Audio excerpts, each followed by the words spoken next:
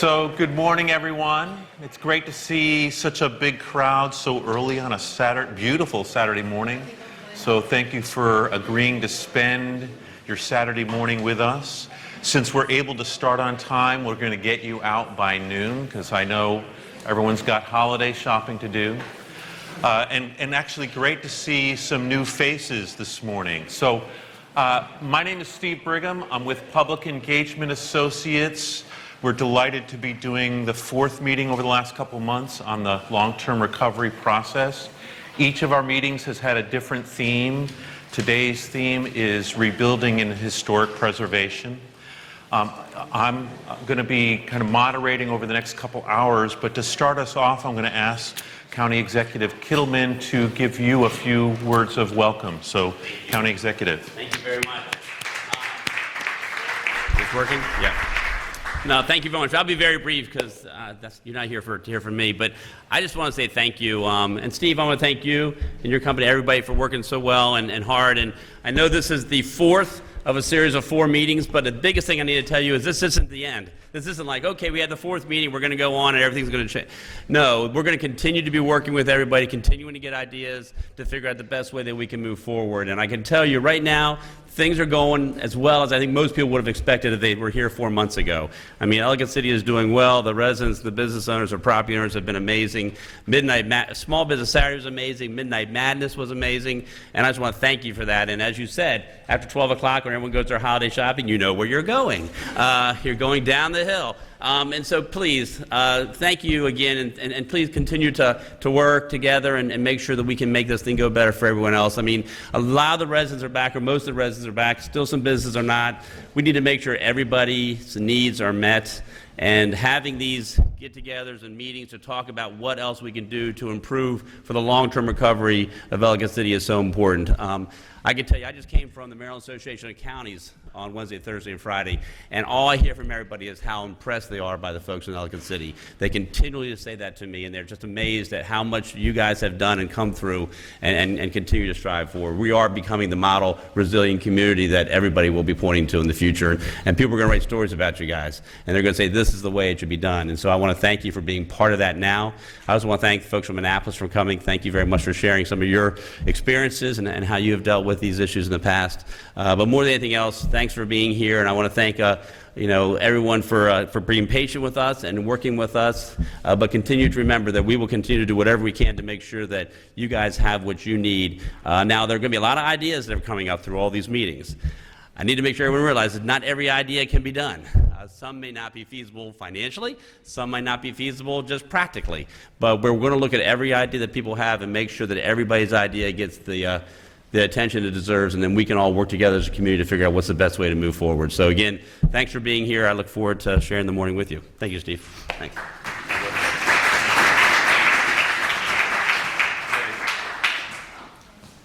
Thank you, Alan.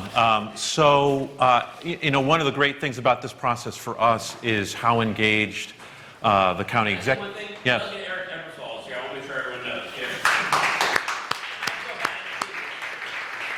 How engaged the county executive has been, how engaged your council member Weinstein has been over the last few months in ensuring great response and great recovery. I also want to quickly acknowledge before I get started a few of the historic preservation organizations that are represented here today: Patapsco Heritage Greenway, the Ellicott City Partnership Board, Preservation Howard County. So thank you for being involved, especially today. So let me walk you through how today is going to work. So all of the meetings that we've been doing over the last couple months have focused on the long-term flood recovery process. As I said at the opening, this one has a specific focus on rebuilding and historic preservation. In previous meetings, we had rebuilding in the economy, rebuilding in the environment. So we're really honing in just on historic preservation today. As the county executive said, we're delighted to have representatives from the city of Annapolis who are going to be presenting and answering questions and giving us some context of a neighboring municipality. As the county executive said, we're also going to have an opportunity, if you have specific ideas that you want to see considered for the long-term recovery process, you'll have a chance to talk about them here and write them down, and we'll collect them. How many folks have been to one of the other 3 meetings that we've done? So it's great. Every meeting we do, we have probably 30 to 40% of people who return, and then we get about 60 to 70% who are new to the process. So it's great to have that combination. So for those who are new, we are pleased to have staff from Howard County who have volunteered their services this morning to facilitate table discussions. And so if we could just have the staff raise their hands. So they're here to make sure that we have constructive dialogue on the 2 different table discussions that we're going to have. So thank you for agreeing to do that. We also have, everyone will have a wireless polling keypad that they can use. We're going to ask a couple of polling questions at the beginning and a few at the end. You provide us your answers and we instantaneously calculate and see what the whole room perceives on a particular issue. And we also will be collecting Post-it notes that are the result of each of the conversations you have at the table, and then we will be analyzing them very quickly and feeding back what were the recurring ideas we saw across all 9 or 10 tables here. In terms of the agenda, we're going to start with a table introduction process. Since many of you are new to one another, just give you a quick chance to kind of meet and greet each other. We'll do some opening polling.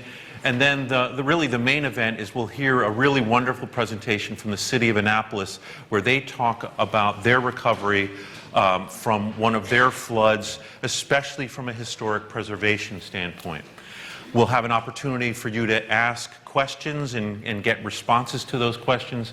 And then we'll move into a dialogue at the table where we're asking you, so I'm wanting you to kind of go into these discussions with this mindset.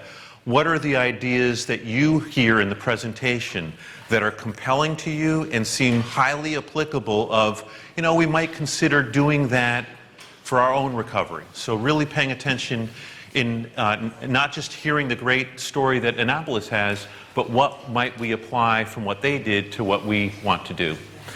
And then after that discussion is over, we get an opportunity to hear a presentation from the Maryland Historical Trust, where a representative there will share some of the things that they've already been doing on the ground in Ellicott City over the last few months.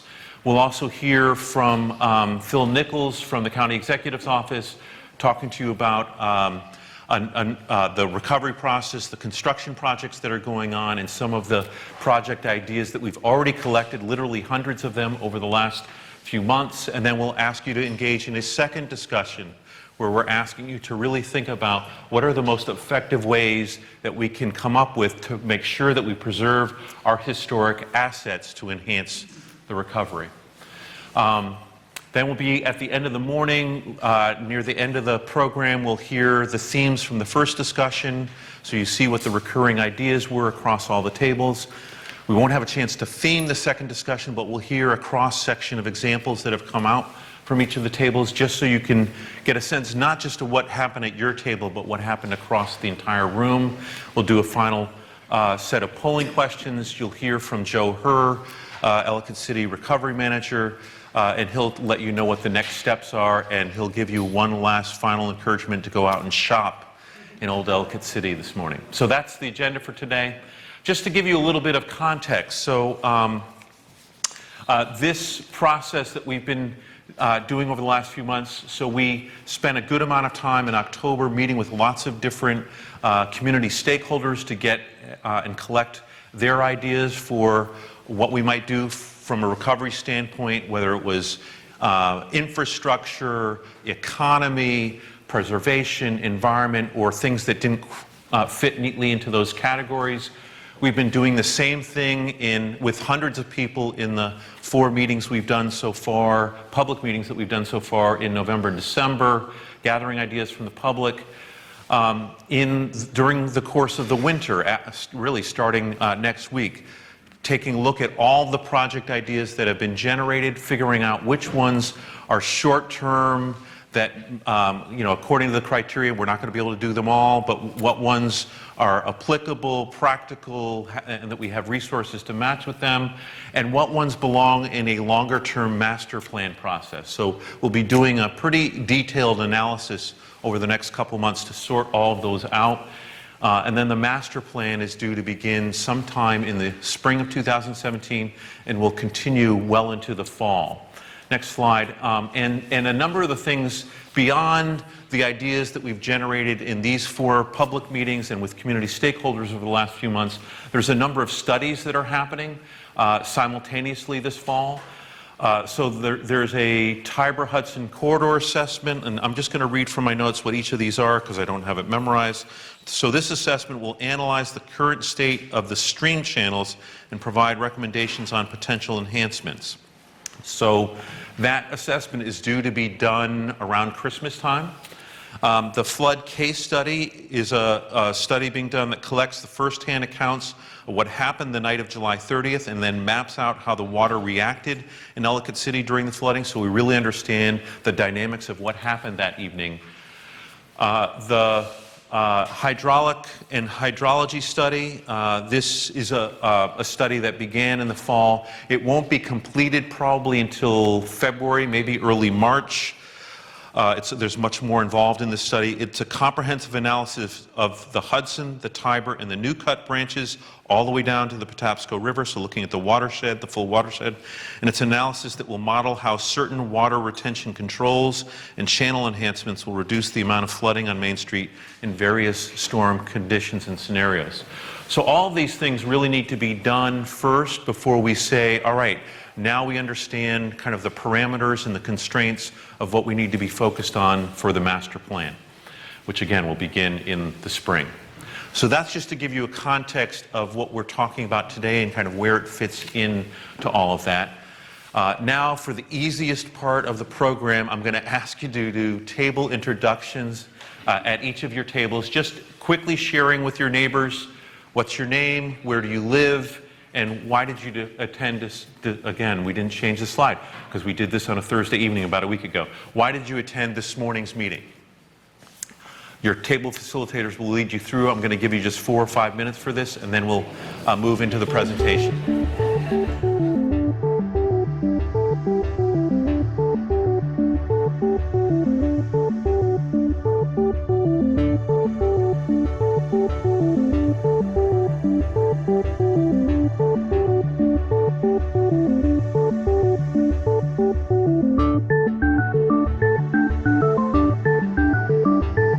We're now going to move to a few polling questions.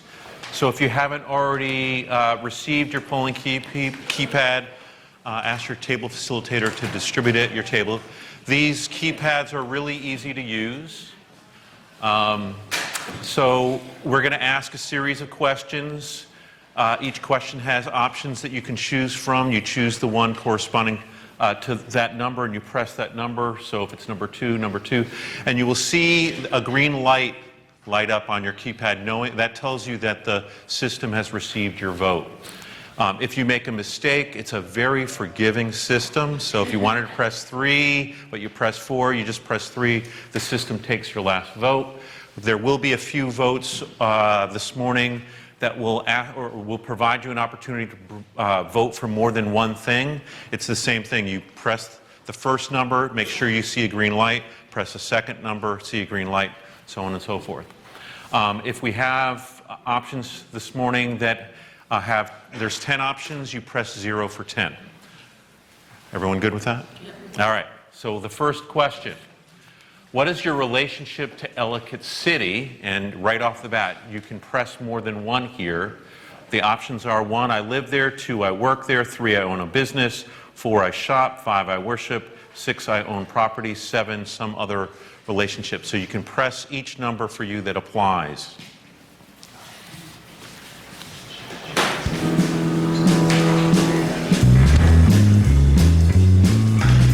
And you even get some morning music.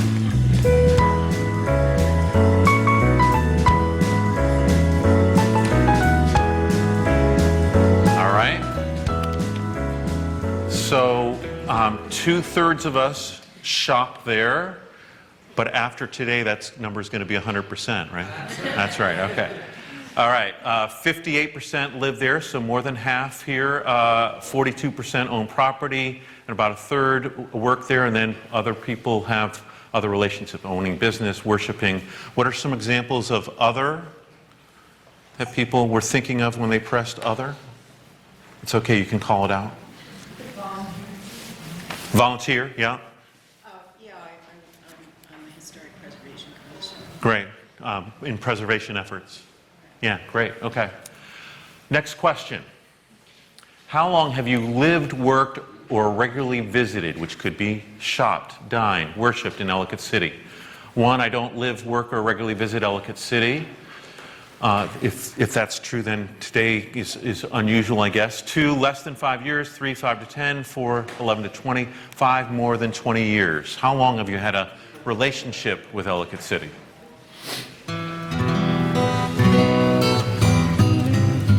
Little holiday music. So this is just one answer. The system's only going to take one answer. All right. So, a lot of long-standing relationships here with Ellicott City. That's great. But we also have people shorter periods of time. All of this, for a rebuilding effort, all of this is important, that people of kind of varying lengths of relationship are here involved and giving their input. Next question. How important is it to you to rebuild old Ellicott City?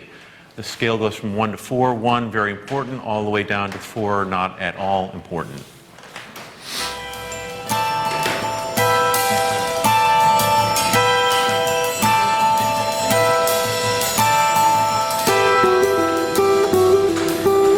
All right, let's see the responses.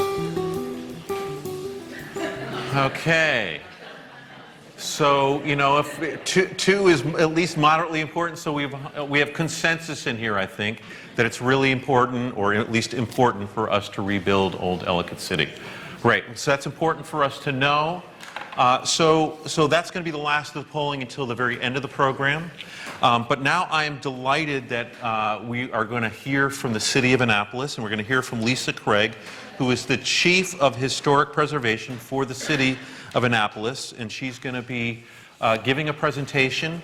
And as I said at the beginning, I want you to, as you're listening to this presentation, I want you to really be paying attention to what are the things in here that you hear that might be really applicable for what we might need to do in Ellicott City. So without further ado, please welcome Lisa. Thank you.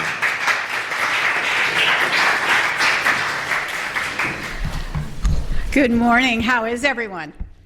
It's a great morning. It's a beautiful day in Ellicott City strong. So we're going to do a little shopping afterwards ourselves.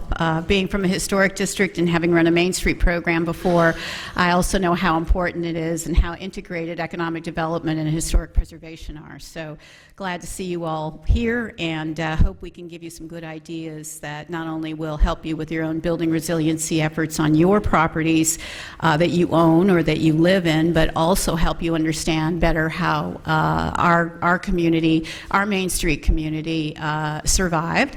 And more importantly, most of this focus is going to be on our current planning initiative, because we're well past a recovery stage from Isabel. Anyone remember Isabel back in 2003? And while I'm actually doing a few introductions, one of the things I do want to say is greetings from Mayor Panelides and our City Council, which has been extremely involved in this process. As a matter of fact, the mayor calls this the Mayor's Weather It Together initiative. So we value that very much. I appreciate the county exec and the delegate, and any members of the council or other elected officials here. I always like to know who's in the room with us. I know we got a couple of CAG members here. Maybe you should raise your hands to demonstrate to the community how supportive you are, and you'll see some repetition, but a lot of new stuff as well. So I'll apologize first off. I had a stomach flu last night, so I've had about 2 hours of sleep. So if I'm a little low energy, it'll hopefully be forgiven. I am the Chief of Historic Preservation. I used to run the Historic Preservation, or excuse me, the Main Street program for the city in both capacities at the same time. So I'm very interested in hearing from property owners, from any of you who may be tenants or own businesses in Ellicott City, and I'll have my contact information and that of some of my staff. As a matter of fact, I want to introduce Alicia Moran, who is our communications person for our Weather It Together initiative. She sits on our planning team. Roberta Lehner is in our Office of Historic Preservation and is becoming more active in our Weather It Together initiative. And then we have wonderful colleagues sitting on our table from the Maryland Historical Trust, which have been critical, and from Preservation Maryland, who you'll hear from in a few minutes. But if you guys could just raise your hands, Amanda, okay, Jen, and we'll move forward with that. So glad to have our support team here. Weather It Together is about building resilience, and I'll kind of lead you through a little bit of some of where our a process came from. But we are a National Treasure City designated by the National Trust for Historic Preservation as such, the first in Maryland, and specifically designated because of the challenge that we face with issues of rising waters in our community, be it tidal flooding, extreme storm events, as we all experienced here in Ellicott City, or sea level rise. That's our beautiful historic seaport. And as a matter of fact, we have branded our campaign, our effort, just as you all have. It's very important to get the communications out there in a way that resonates with people. So our effort is branded Annapolis, Weather It Together, protecting our historic seaport. Our project partners have been critical to the success of our initiative as it moves forward. And these include everyone from every member of our city council, as well as our state agencies. We've got some represented here, whether it's Department of Planning or Department of Environment. MEMA obviously has been a partner from day one. But it's also the local business association, the residents associations, as well as private sector partners and national foundations or national or regional nonprofits. The Army Corps of Engineers volunteered with us for 2 summers, no paperwork associated with it. They just stepped in and did flood elevation surveys, and I'll mention that later. The Urban Land Institute provided funding. The Chesapeake Bay Foundation helped draft one of the white papers and work on our charrettes. So anybody that comes to any meeting, that entity or that individual has the opportunity to support your effort, and I've been so pleased to see how many volunteers we've had that continue to come back. We are actually developing our Weather It Together plan directly from references that are in the state's climate action plan.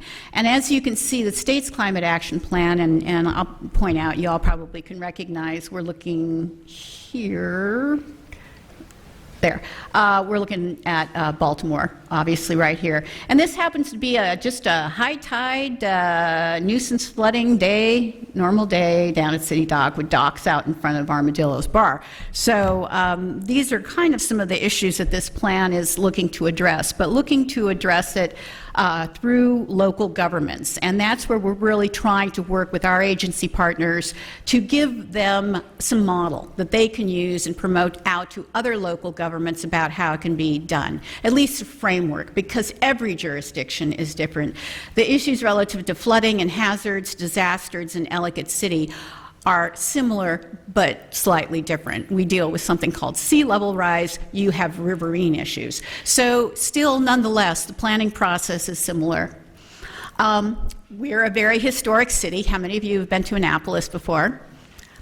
Okay, but more importantly, how many of you bought something in Annapolis before? Okay, there you go. You can come back and do that anytime. And if you come see me, I'll give you a pass for the parking garage, okay? So, you know, you got to come see me, though. So, our city was laid out in 1695. It is the state capital, obviously, the oldest continuing occupied state capital. Someone asked me the other day about what's a weird fact about Annapolis, and I said, well, it's not really a weird fact, but you know that is the fact. Home to Maryland's 4 signers. George Washington resigns his commission, hence we became the first peacetime capital of the United States for a very brief time, between 1783 and 84. And even more importantly, and as we experienced today, as we were driving here to Ellicott City with the basically train of motor coaches going to the Navy-Army game, we were fortunate to be the location for the establishment of the U.S. Naval Academy 1845. Go Navy, beat Army. So, all right, our effort has not gotten caught up in politics. Water rises downtown, that's all there is to it. Our increase in tidal flooding has been significant over the last decade. And so we worked really closely to understand from our community, just as you're going through these survey processes, we did and are continuing to do online surveys, visual preference surveys, having town hall meetings, having monthly core team meetings where the public's invited to come. We've been working on this initiative for 3 years. So this is not, we do these meetings once and everybody gives their input and they go away. We continue on and on. We engage with the community in very specific ways that are worthwhile to them. And that's why we actually did a significant presentation back a year or so ago and invited an expert, an oceanographer, that has addressed the issues of sea level rise. Rising waters, why is that happening? And we'd done a town hall. We had about 150 people that came to our town hall. And the first question after the presentation by the Army Corps on, flood elevation work they had done was, why don't we just build a huge gate at the Chesapeake? Isn't that the solution to this? Why don't we do what they do in the Netherlands? Why don't we do? And first off, the technology doesn't exist yet to do that. And secondly, it doesn't deal with other issues such as riverine flooding and the like. But what was more important to us, what we learned, is we really needed to respect the fact that we needed to do more education with our community. And so we brought Mr. Englander in, who's written this book, High Tide on Main Street, which I would all highly recommend to you, that in plain English explains why the waters are rising and how it affects individual communities. We had him come for 3 days, our great partnership with the Urban Land Institute, and I would ask you to check with I don't know if you're in the Baltimore chapter, you may be in the DC chapter, partner with the Urban Land Institute. They gave us $10,000 to bring in Mr. Englander and do a series of workshops. We had him in front of our editorial board. We had him in front of our Rotary Club. He met with the business associations. He was on WRNR. I mean, I worked him for 3 full days, and the culmination of it was when 600 people packed the house at St. John's College to hear him speak. It was a big issue in our community, and that has really given us the support to continue moving forward. So I mentioned earlier, we have the greatest amount of tidal flooding of anywhere. The increase is 925% over the past 50 years. While it says that in this study, Encroaching Tides, which the Union of Concerned Scientists put out based on nuisance flooding frequency information from NOAA, while it says there that we were at about 40 days per year now, we're closer to 50 days per year now. We will flood every day, more than once a day in the next 50 years. And that is a huge economic hit for tourism. When the tourists are out there taking pictures of the flooding and the tourists are not out there, shopping in the businesses, that becomes an economic problem for us. So recently, I'm not going to spend a lot of time on any of the mapping because you guys unfortunately have seen your own mapping. So here is the city dock area right here. As a matter of fact, here's about the market house. And what you see over here is the blue is the 1%, basically what we used to call a 100-year flood plain chance of flooding. The orange being the 0.2% or the 500. Now this is the Naval Academy right here, so you can tell we've got some issues with our partner, hence why they are working very closely with us on strategies for this entire shoreline. We share this shoreline and we are working together. So that's one of the greatest benefits we have, is to have a military partner with the information on science as well as the courtesy to work with us to ensure that the solutions we come up with are done in partnership. This is actually our 2100. This is what we assess to be where we're going to be in 2100 if we don't do anything in terms of flooding. And as you can see again, that takes us almost up to that full 500 year. That takes us well up towards the Main Street here, almost right where Francis Street breaks off up there, and St. Anne's is up here somewhere, and the State House is over here. So we are looking at an area of flooding, and this is Eastport. I mean, this is even worse. Now, a lot of this is marina, but again, our maritime heritage is historic preservation to us as well, and tourism. So our strategies will address first our historic district, but they are applicable to all other traditional neighborhoods that are in the flood zone. There are 4 steps in FEMA's cultural resource hazard mitigation planning process. You know, this is how it works. When you come into a community, and I've been working here for 6 years, and I have great partners at the National Trust who said, you know, we should all work together, the National Trust for Historic Preservation, and then the Maryland Historical Trust said we should do something about this, and so we all started working together. And I thought, you know, obviously somebody has already written a plan to deal with how you are handling incessant flooding. It's got to be out there somewhere. And I really couldn't find one that was dealing with historic properties specifically. So I did find the FEMA guidance online that was written in 2005. And so in looking at that and talking with FEMA representatives from Region 3, which is where we are, you are all well aware of now, they couldn't find it either. No one had actually conducted this process. And so we used this guidebook. What we're learning in this guidebook is that there are things in here that need to be changed. So part of what we are doing is putting together a template that makes it easier for communities like Ellicott City to be able to adopt a simpler model framework than what FEMA's put together. But I will tell you, if it wasn't for FEMA and it wasn't for MEMA, we wouldn't be here working with other communities like Ellicott City trying to share the best practices we're learning. So this is all good, valid information, and I'm just going to walk through how we started the process using the FEMA guidance. After Isabel, our response was to start understanding a little bit more about flooding downtown and the impact. So we ended up reviewing, as part of our first step, the studies that have been completed in the city. In the DNR-funded study for flood mitigation for City of Annapolis and the Eastport area, that report was completed in the city between 2010 and 2011. And so one of the first issues that they wanted us to address was to study the downtown to determine the costs and benefits of public decision-making in mitigating property damage. So you can kind of see Storm Brothers Ice Cream, spend storm is always on the front page of the paper when it storms. But the fact of the matter is we have that flooding, so we needed to understand the costs and benefits. And that was something that this report began the process of putting together.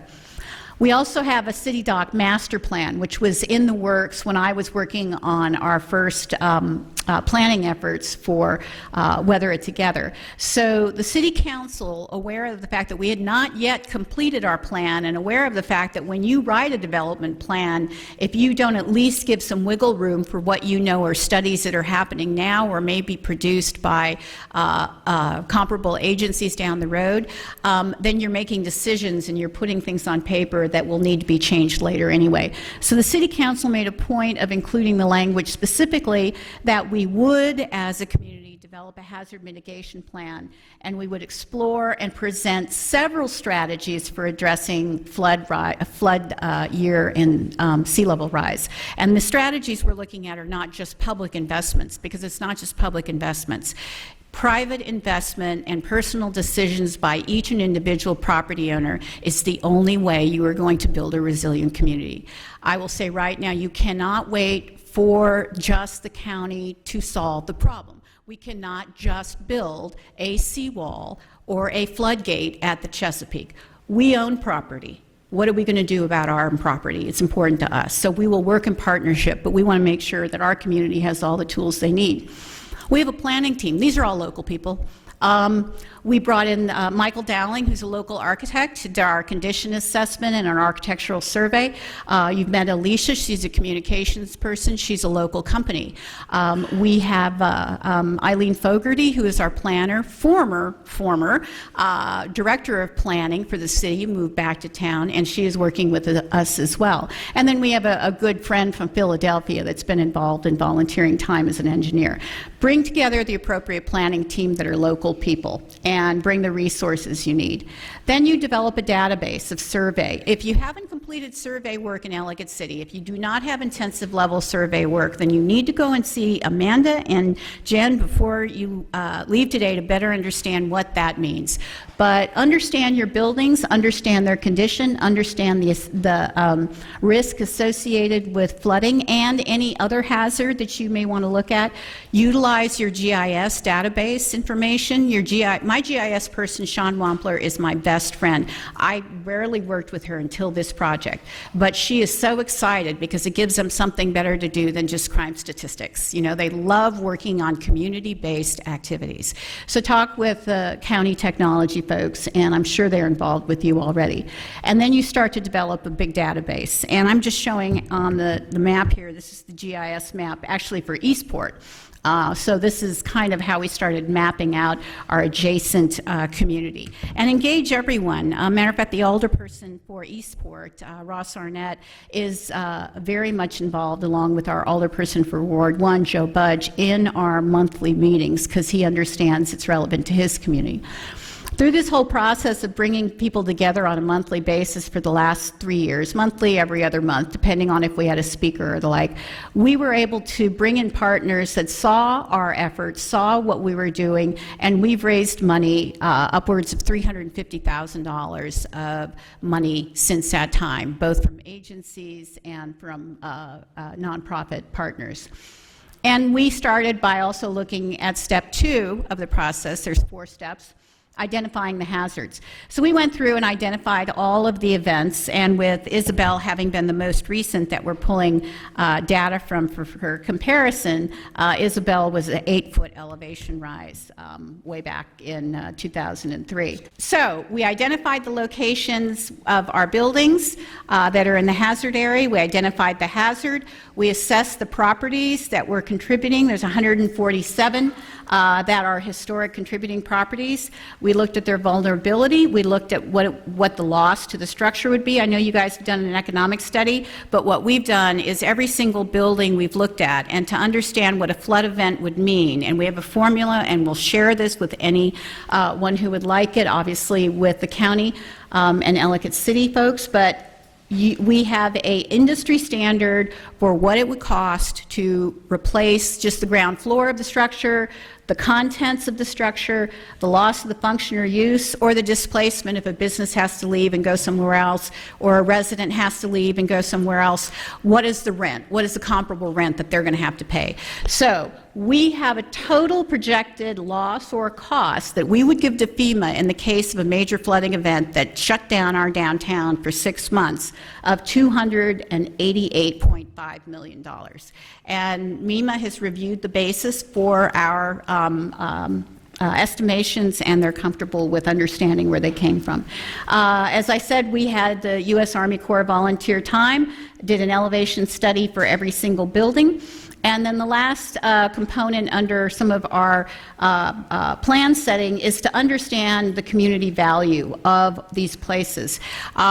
One of the most telling points was that when we did an online survey and we did a visual preference survey, we found out that, yes, people love the State House, they love the Naval Academy Dome, they like the Market House, but they really, really want to make sure Middleton's Tavern is high on the list of places in a post-event that we are working like heck to save. So those community gathering places may be just as important to the community, even if they are not extremely architecturally significant. So as I said, we used plenty of tools, including graphic recording during our most recent planning charrette.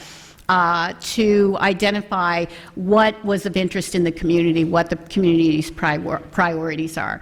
We are now in the process of developing a purpose and draft goals and objectives, and we had a very, very productive meeting just this week to finalize some of those goals. So what we came down to was basically our community is going to continue a public awareness and engagement program.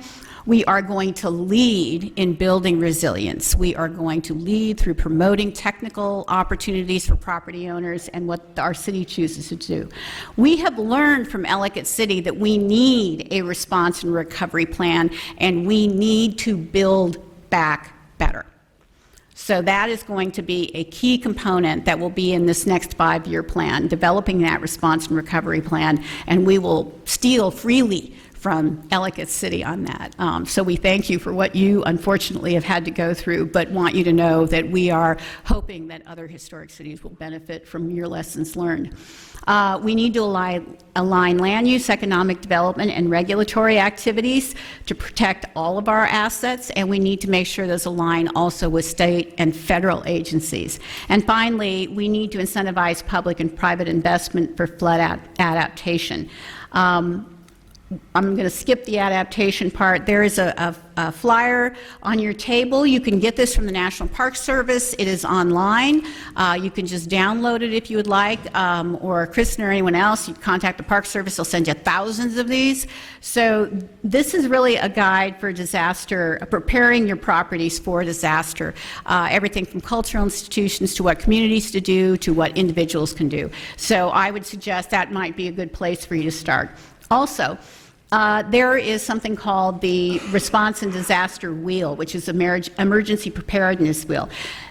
This AIC has these available. It's good for collections, but it's also good for property owners. What do I do with the paper that got flooded, or the fabric, or the family mementos, or the electronics, or anything like that?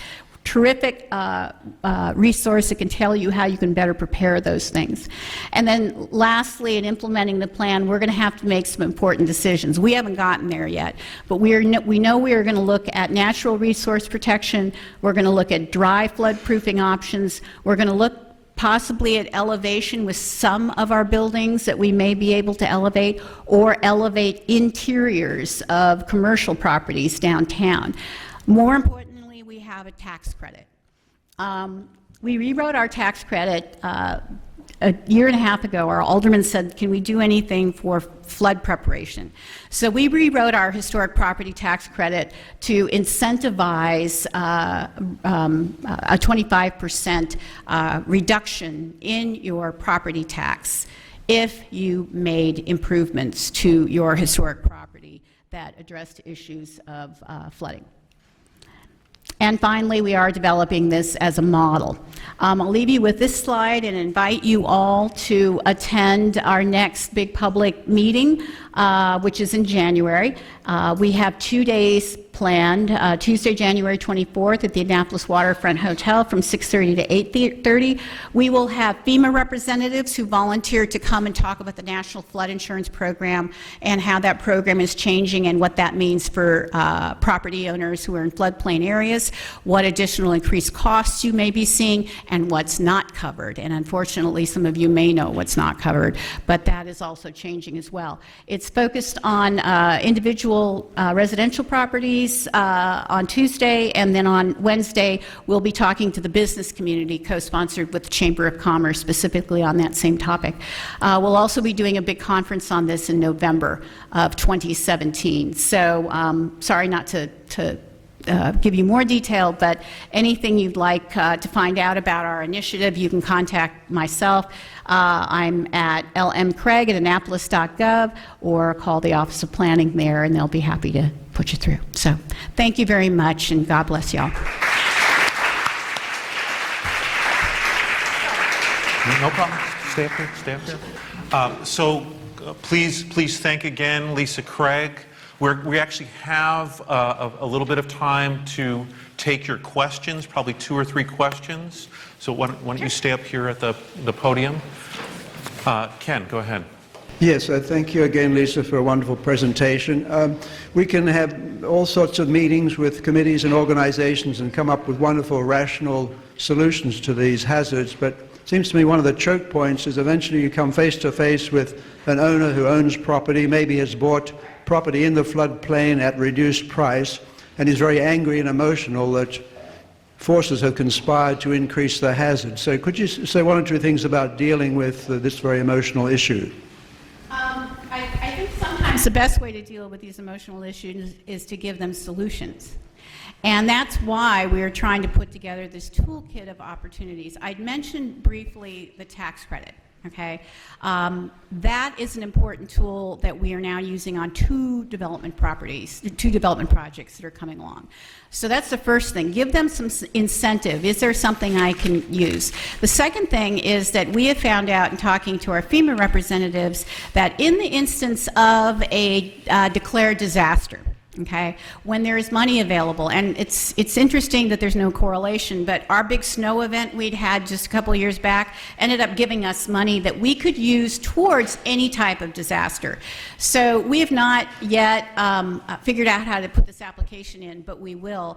And FEMA has said we can use those funds to provide assistance directly to private property owners. So in other words, we may establish a grant program whereby we will provide 50% if you put in 50% to better prepare your building for flooding. And at the end of the day, they have bought a property that's in the flood zone. Hence why we're also giving them tools, education on what FEMA is there to tell them, and FEMA will do one-on-one consultations with that property owner when they come to present. So the best thing we can do is that. For individual assistance from FEMA, but that's much good in Annapolis. Okay. Other questions for Lisa? Gary. Again, Gary, if you could just stand up when you ask your question. You spoke a little bit about sustainability of your organization and your efforts. You mentioned a planning team, and you also mentioned partners. How do you engage your partners? Are they like a committee, or do you individually speak to those? Or Oh, God, I use them all the time. I probably abuse them all the time, too. No, we work with them regularly. Now, we engage them through a monthly, what we call a core team meeting, which is a FEMA guidance. And FEMA basically says, start with a list. Who are all the players that are affected? Who have a vested interest? Who want to be involved? Who are the agencies? And we invited them to a meeting, and we would talk about our initiative as we were moving forward and ask for their input. You guys have done this as professionals. In particular, the Chamber of Commerce and the business community have had their representatives constantly coming, as well as even the State House has had their conservator coming. And these are all people with skill sets. So we've asked them to do presentations. They don't just come to talk. They are the meeting. So every one of our partner agencies, including companies like ServPro, they talked about their work in Ellicott City because we wanted to learn. So now they're a funding partner, or hope to be soon a funding partner for another workshop that's coming up. So anybody who has experience comes, gives a presentation. A lot of those people stay on our core team, and then they've approached me and said, you know, ULI was one of them. We'd be interested in giving you a grant. All you need to do is apply. So if you bring them and respect them and ask them to teach you what they know, we find that they find it a value to themselves, and they continue to come as well. Great. One more question right here. So with Annapolis, we know there's a lot of historic buildings there. In the guidelines you're developing, is there anything that balances the requirements of historic preservation and restoration with the flood mitigation approaches so that you're meeting the intent and the spirit of both requirements? Right. Well, we are in the process of developing guidelines. We really couldn't get them completed until we got through some of the preferred options for the community, what they wanted to see saved and so forth. So what we're going to have to go through the same process for review that you would do for any other retrofit of a building. And but I will tell you, we did one meeting. We had Mr. Englander come and meet with members of our Historic Preservation Commission, and lay it all out. And a number of them have been involved from day one in our effort.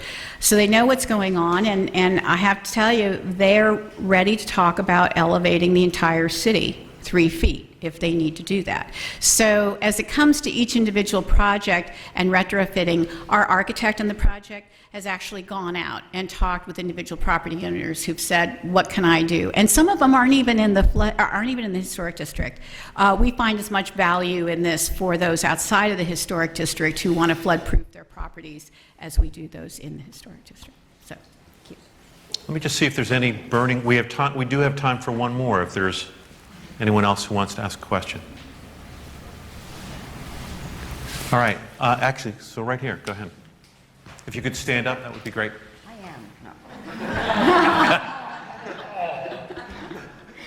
am. You didn't mention the Annapolis Historical Society, which some people call the Hysterical Society. Yeah. And I'm wondering what the relationship is, and I hope it's not similar to what it is here in Ellicott City, but I know in some instances they've been awfully obstructionist. Okay.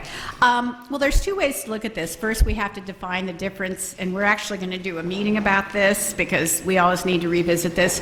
The difference between the Office of Planning Historic Preservation Commission, which has the regulatory incentives available for property owners, versus the Historic Annapolis, which is the house-owning entity that owns most of their properties, frankly, are state-owned properties that they steward. So there are two separate entities, and Historic Annapolis has a voice but does not make the decisions about historic preservation, alterations to buildings, but they will come comment. To your first point of your question, they have been actively involved because many of their buildings are in the floodplain area, and as a matter of fact, the most important building, oldest building, the Sands House from 1700, they will soon be acquiring. We're talking with them about, as a nonprofit, getting some grant funds to see if we might model design strategies for them to use. For that building's been elevated 18 inches once already. It's a single-family house. I don't think we're going to elevate it out of the base or out of the flood area, but we certainly could do something to minimize damage, and that's our biggest concern with historic properties. There's going to be damage, but fix it and build back better, even in the instance where you're doing adaptive or adaptation on the building. So, Great questions. Thank you very much, Lisa.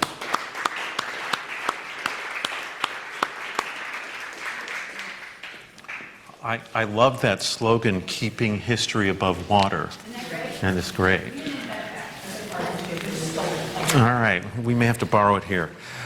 So that was great. Hopefully that gave you some really good context. As Lisa did mention, there is a handout about Annapolis and some of the things that you saw in the presentation. There should be copies for everyone at the table.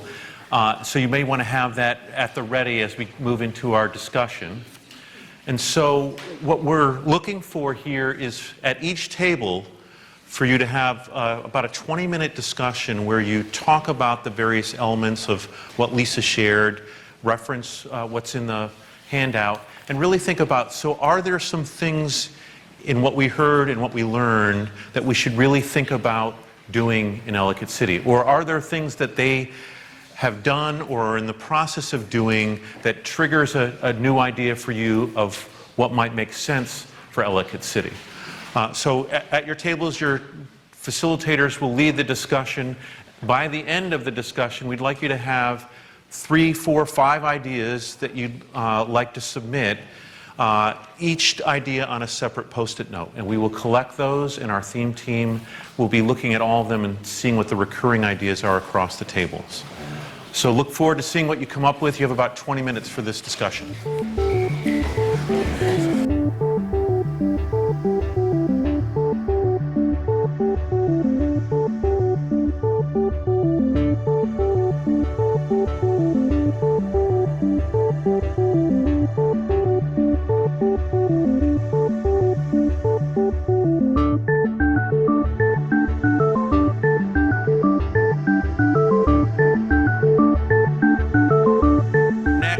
We have the good fortune of another presenter. Renee Novak, who's the field director from the Maryland Historical Trust. And she and her organization have been very involved in the historic preservation activities over the last few months, and we wanted to bring her up to kind of get you up to date and also let you know what resources are available. So please welcome Renee.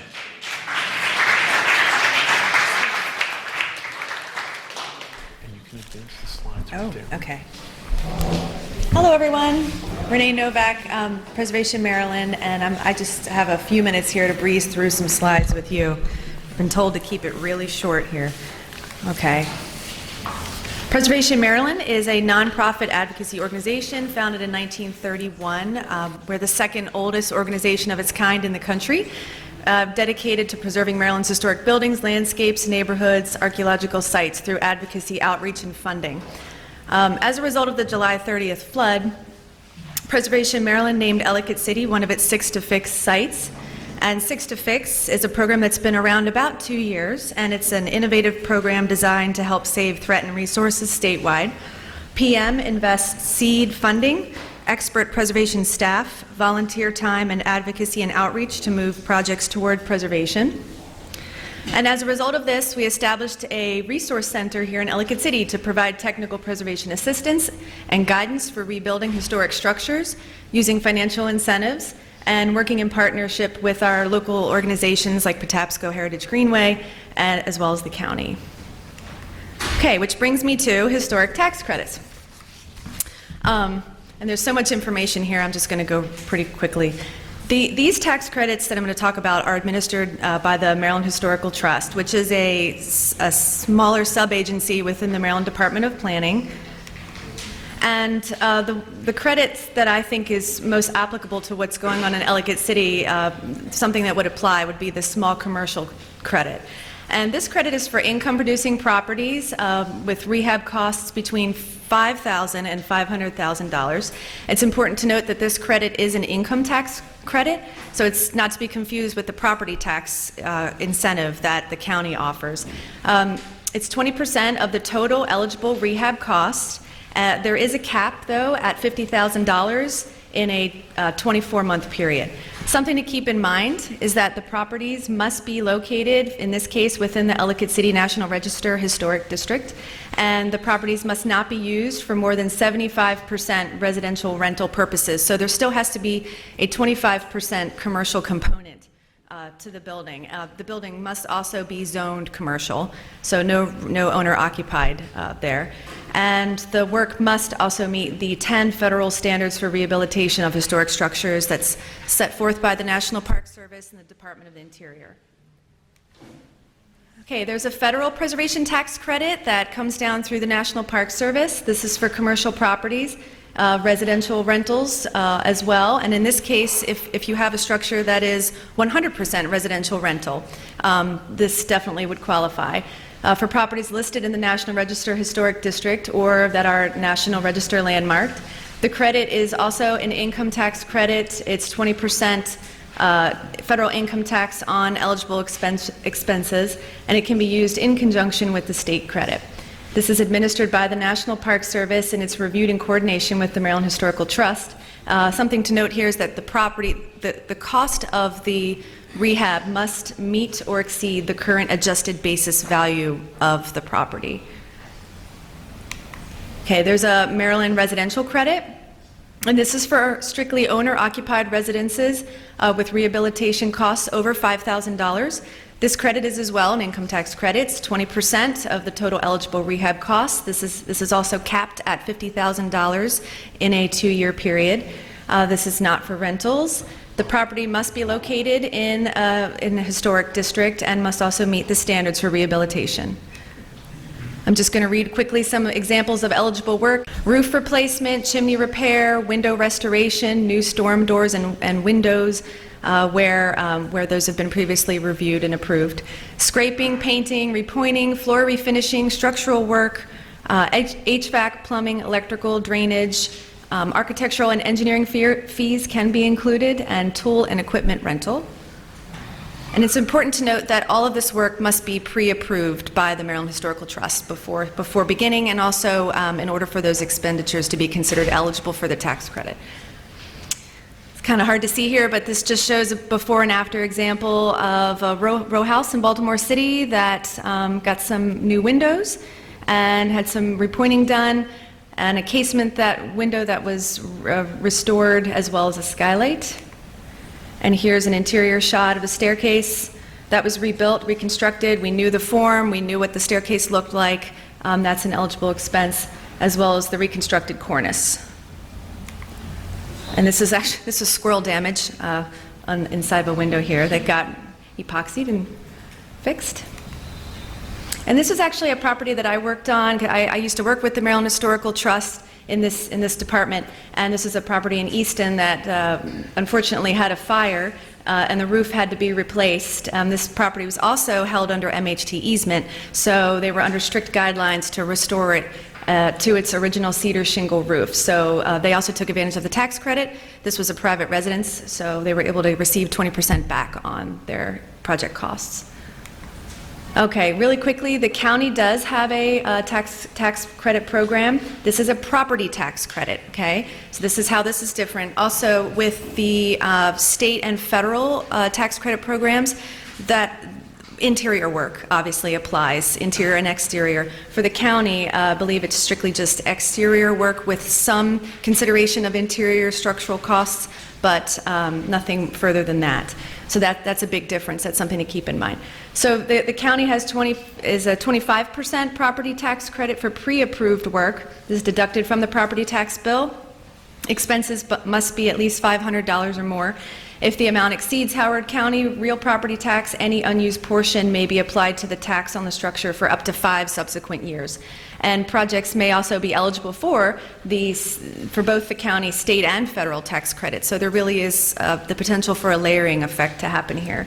And let's see here. We have a map of the Ellicott City Historic District. It's hard to see, but properties that are located within that historic district that are considered contributing to the historic district are eligible for these tax credits. The yellow markers are the county historic sites that are on the historic sites inventory. These are eligible also for the county tax credit. Let's see, historic properties that are outside of the district, not currently listed on the historic sites inventory for the county, may also be eligible for tax credit approval, but you would just have to contact the county for this. And we have some names for you. Okay, we have more of a zoomed in map here, just showing you the border of the historic district on the west end of Ellicott City. And I think that the road there is Klein Avenue, and I believe it kind of, the western boundary goes around the West End Trucking Company. I'm not quite sure, but I think this will be made available for everyone to see online. There is an Ellicott City facade improvement program. This is state money that comes down through the community legacy, through the housing and community development. These are grants that are available for 50% of the cost of repair restoration work to the front facade, with a maximum of $10,000 per building. This work must be pre-approved by the Historic Preservation Commission, as well as the Maryland Historical Trust. Most work will also qualify for the property tax credit for the county. Funds are limited and are first come, first serve, and the county has put together a combined application for both the property tax credit as well as the facade improvement program. So this is a link to that. This is the facade grant area. This is actually properties that are within the larger sustainable community and not just the historic district are eligible for the facade improvement program. Just noting that it's larger than the historic district. So okay, and this is if you have more information, you would contact the Maryland Historical Trust for state and federal tax credit information, and Samantha at Howard County Planning and Zoning for county tax credit information, as well as the facade program. Thanks.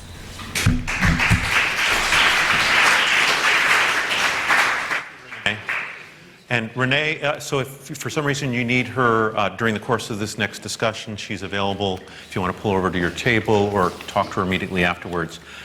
Next, very briefly, I'm going to ask Phil Nichols from the County Executive's Office to come up and just share some of the construction projects that have happened or are still underway, and also to talk about the project idea process. Phil Nichols. Thank you, everybody. Thank you for being here this morning and giving up some of your Saturday to be here. If we give another quick round of applause for Lisa and Renee for giving up some of their Saturday to be with us. Thank you. So I see a lot of familiar faces here, so I'm going to run through some of these pictures pretty quickly about all the work that's been done over the past 5 months. It's pretty incredible looking back to see how far we've come and all the work that has been done, and a lot of you have been a part of that. And so while we've done a lot, there's still a long way to go. And to echo what the county executive said earlier, everything is on the table. And that's why we're coming to you to get your ideas and to hear from you. And so early on, we met with different stakeholders from different areas touching historic preservation, including that some of the flood work group CAG members, economic people, as well as engineers and designers in the area. And so we're now going through these public meetings to again hear from you all about what your ideas for what Ellicott City could be in the future. And so we're collecting ideas from the community until December 31st, at which point the community advisory group, which I know a few members are here, thank you again for being here, is going to take a look at those projects, take a look at whether they should be a master plan project or a short-term project idea, and then to prioritize those ideas, because again, while everything's on the table, we know that not everything can be funded, we know that not everything's going to be feasible, and we want to prioritize projects so they have the greatest benefit of making Ellicott City a model resilient community. So I thank you all for being here today. I wanted to do that really shortly, and so I will hand it back to Steve. Thank you.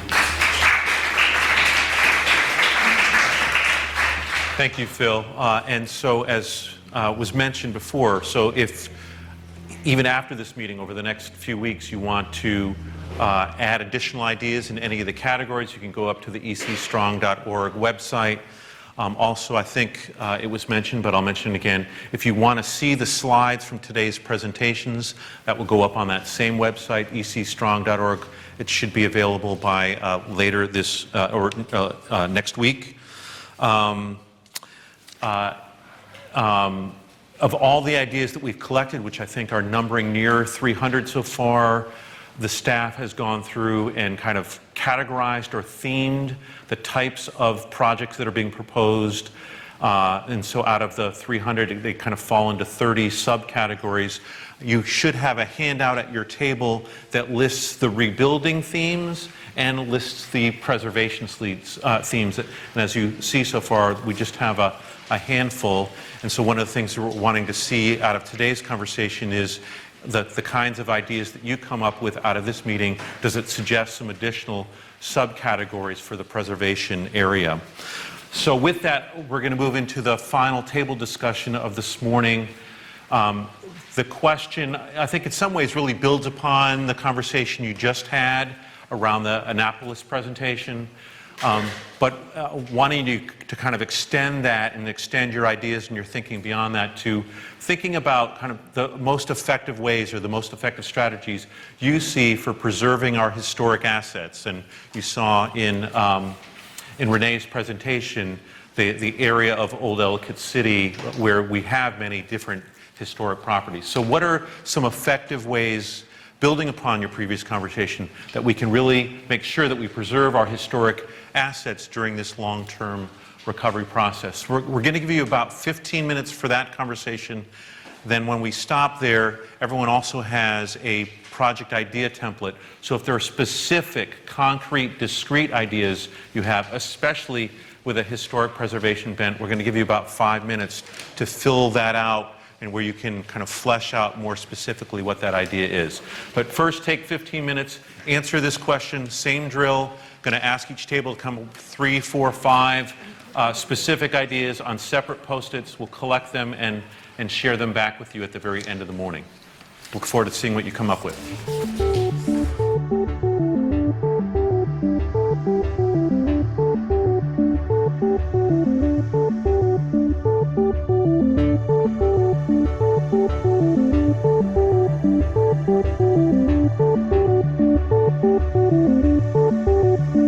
All right, so for the next few minutes, if I can have everyone's attention, there's another task we'd like you to do. Your table facilitator has, here you go, Kate. Your table facilitator has project idea templates for each of you. We're going to ask you to take a few minutes to think about, is there a specific project that you have that you want to forward into this process, and ideally from historic preservation standpoint, but across any of the categories.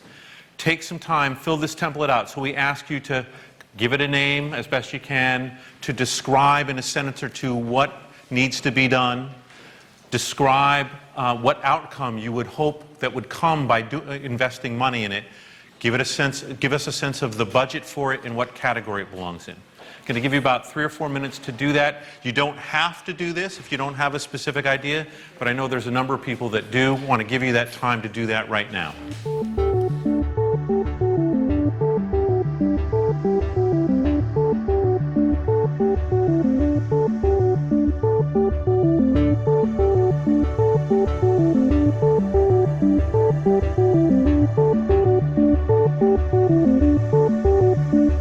So I know some of you are still writing, and we definitely want to make sure that you have a chance to write, but I also want to make sure we get you out close to on time here. So we will be in the room breaking down, so if you need a few minutes after we're completely done here, feel free to continue filling it out, and we will collect it before you go.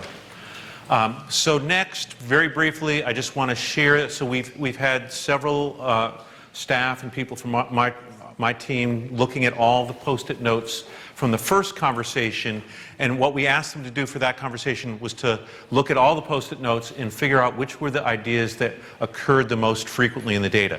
So we've collected all of those Post-it notes and we'll factor them in the analysis post-meeting, but here are the ideas that came up repeatedly across the Post-its. So the first is expand tax and other incentives to all, including property owners. And so obviously that has a historic preservation dimension to it.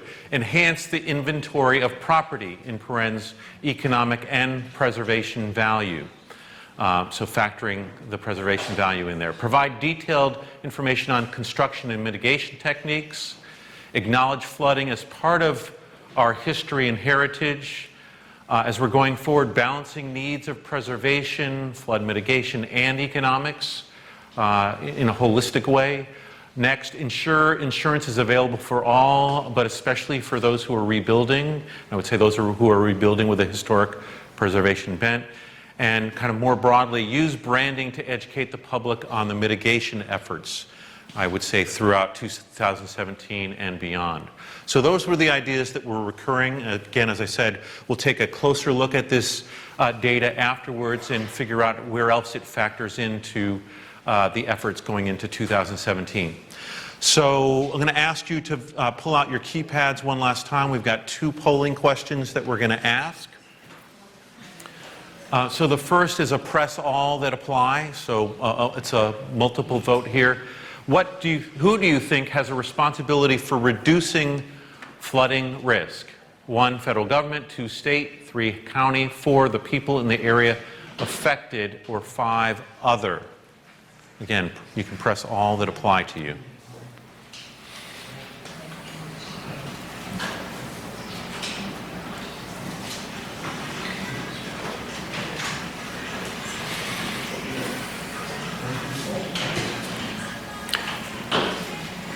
And anyone still voting? Okay, a couple more people.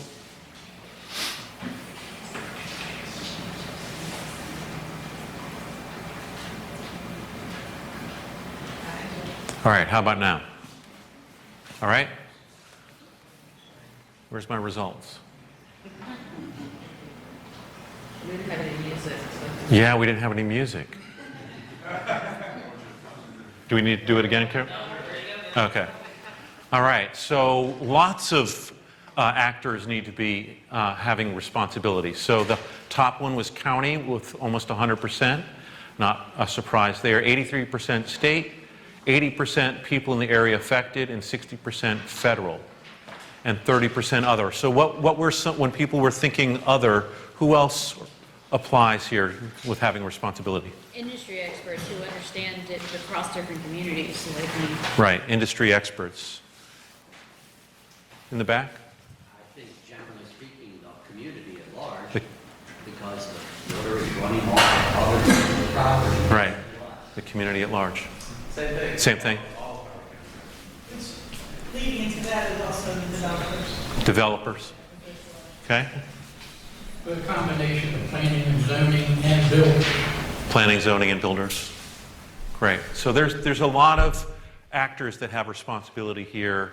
It's great to hear that those additional organizations and individuals that we need to factor in as well. Second polling question. And so this is more at a personal level, and I'm not sure everyone can read that from a distance. What are the things I'm ready to commit to doing to help the business environment and the rebuilding process? And this, particularly from a historic preservation. This is a press all that apply. I'll read them out if you can't read them from a distance. 1, take preventive measures to maintain my historic building. 2, understand how historic preservation tax credits can boost my bottom line. 3, learn Ellicott City's history so that I pass that knowledge along to my community and future generations. 4, stay involved in the master plan process in 2017. 5, donate to organizations working to rebuild Ellicott City. 6, prepare a household flood plan and flood-proof ground floor. 7, some other activity. So again, press all that apply for you personally, what you think you have to do in the time to come. And we get music this time.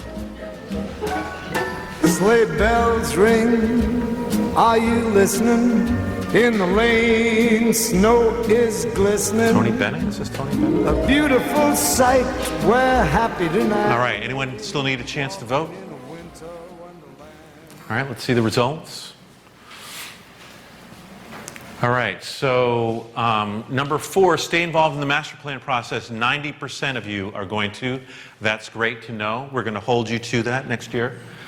About 3/4 learning the history and passing that knowledge on to the community and future generations. And the third top vote getter was 63%, almost 2/3, donating to organizations working to rebuild Ellicott City. Obviously, they're going to continue to need funds in the months and years to come.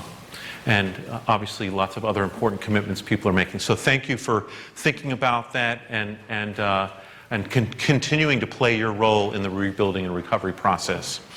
So, so I'm going to ask Joe to come up, and just so Joe knows, when Joe's done, then we're going to actually see a slide of examples from the second conversation. But Joe Herr has done a great job as the recovery manager. I'm sure many of you are familiar with him, but if you could give him a nice Ellicott City welcome. Thank you all very much for coming today. And before I kind of get into the slide, I just want to acknowledge the Department of Planning and Zoning, and Kristen O'Connor, Val Ladis was here earlier, Caritza and Kate that are over here, who have organized these meetings, hustled things around, and have really kind of been the thrust of the energy that goes into these public meetings. And these are important meetings, and this is the 4th one and the final one that we have scheduled. So I just want to thank them for their efforts. Along with them, I think we need to acknowledge the facilitators. Most of them have been here for every meeting, so if they could just stand up so we could see who they are.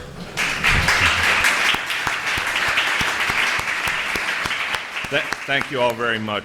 You know, if you don't have a facilitator at a meeting like this, sometimes you don't get very much done. I think every one of our meetings have been productive, and a lot of that goes to the facilitators. And of course, we've had Steve and Kim, and Chris is here from PEA, and they've been part of putting these meetings together, and it's been extremely helpful to have their skill and talent here. So thank you, Steve and Kim and Chris. And the other thing that probably goes unnoticed is every one of our meetings for transparency and for other people to see is made public, and that's done through our PIO office. And we have Mark and Scott and Paul that are all here from PIO office. So you'll be able to watch this again and see how you looked on camera if you asked a question or something. It's always scary for me to look.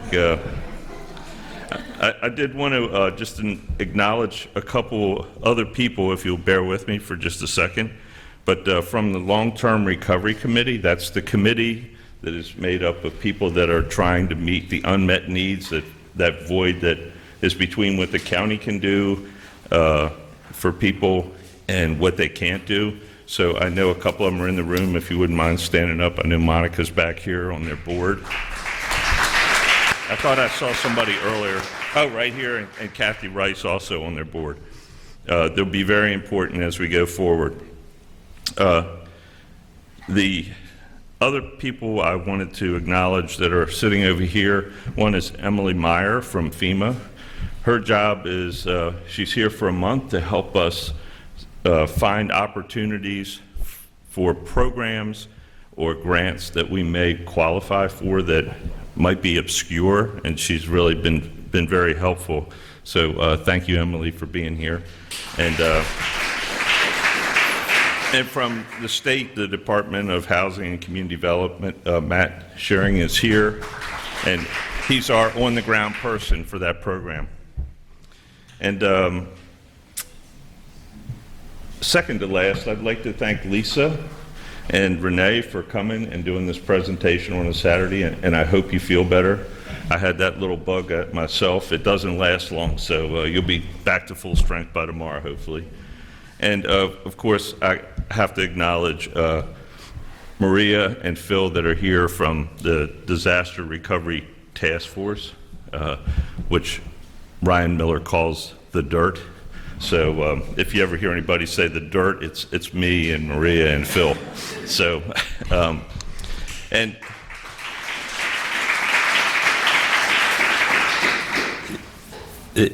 this is kind of a ending, but a beginning.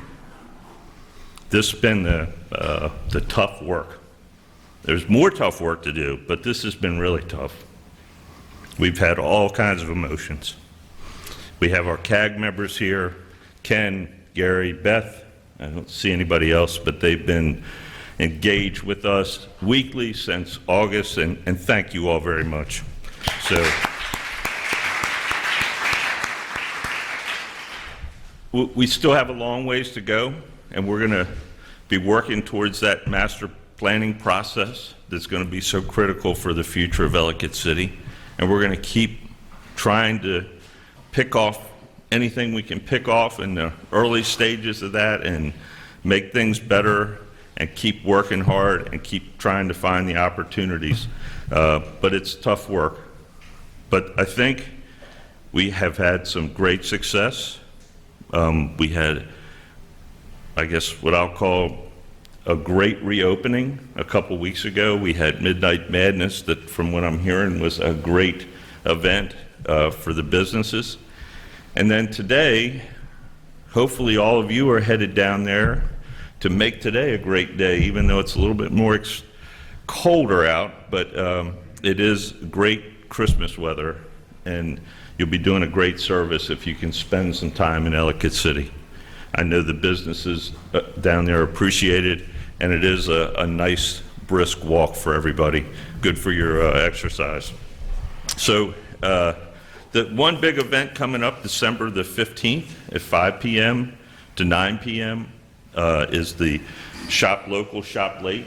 All the businesses will be open, so plan on dinner and shopping that night in Ellicott City. We would be very appreciative of that.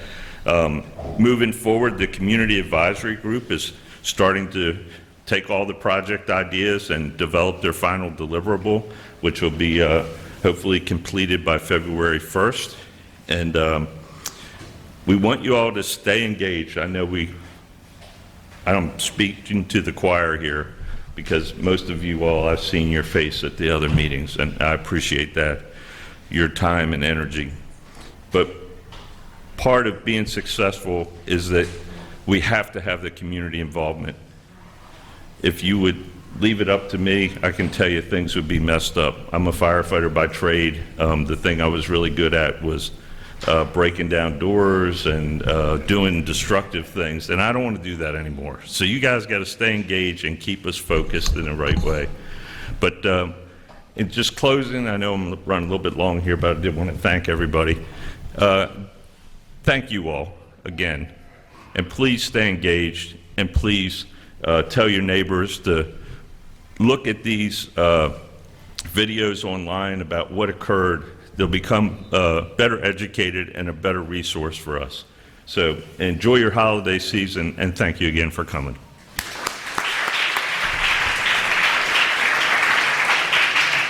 And a round of applause for Joe. Thank you for everything you've done.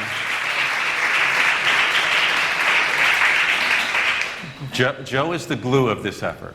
Joe is the glue of this effort. So before you go, I just wanted to share back our theme team. We got dozens of Post-it notes, but here's just a sampling of ideas of effective ways to preserve historic assets. So natural stormwater management, techniques around that, educating and empowering the community to take ownership of preservation, so it just doesn't, it's not a government effort, but it's a government and community and stakeholder effort.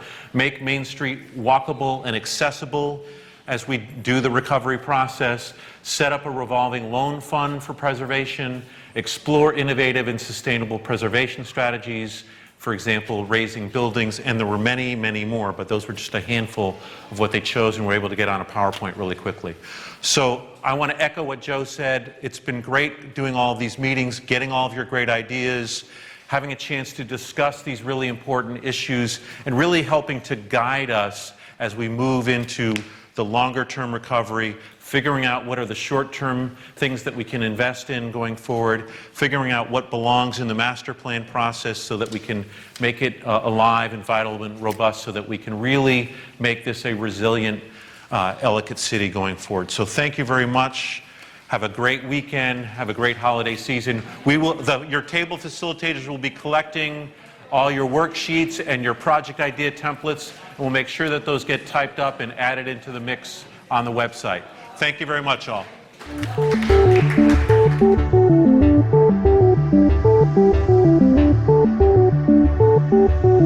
Thank you.